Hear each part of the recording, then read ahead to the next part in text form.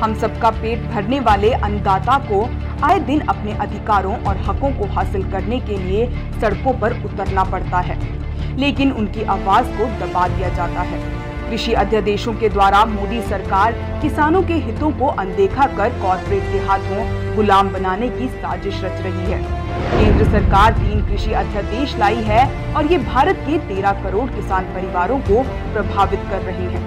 पहले कृषि अध्यादेश के तहत केंद्र सरकार एक देश एक कृषि मार्केट के कॉन्सेप्ट पे बात कर रही है और उसके तहत उन्होंने मौजूदा एपीएमसी मंडी एक्ट में भी बदलाव किए हैं। अब जानिए कि आखिर क्यों किसान इन नए अध्यादेशों का विरोध कर रहे हैं। सबसे पहले जानिए कि एपीएमसी मंडी एक्ट क्यों बनाया गया था।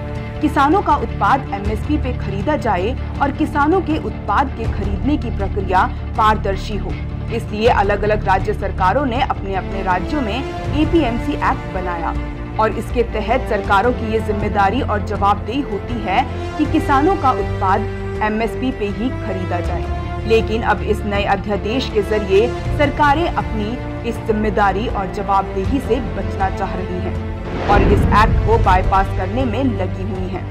और साथ ही केंद्र सरकार ये जो नया अध्यादेश लाई है, इसमें सरकार ने कोई गारंटी नहीं दी कि किसानों का उत्पाद एमएसपी पे ही खरीदा जाएगा।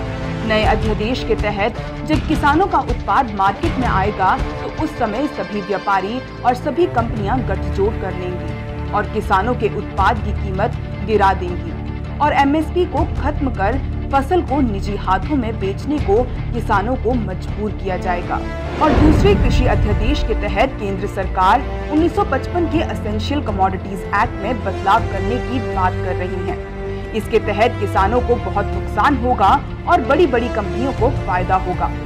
इसके तहत स्टोरेज पर लगी रोक को अब हटाया जा रहा है, यानी कि जब किसानों का उत्पाद मार्केट में आएगा उस समय कंपनियां दाम गिरा देंगी और कम दामों में खरीद के अपने बड़े बड़े गोदामों में रख लेंगी और बाद में ग्राहकों को ज्यादा कीमत में बेचेंगी। तीसरे कृषि अध्यादेश के तहत केंद्र सरकार कॉन्ट्रैक्ट फार्मिंग को बढ़ावा देने की बात कर रही है, जिसके तहत फिर कंपनियों को ही फायदा होगा।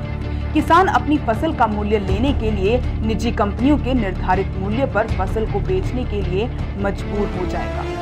मोदी जी क्या लूटने के लिए अब किसानों का ही घर बचा था?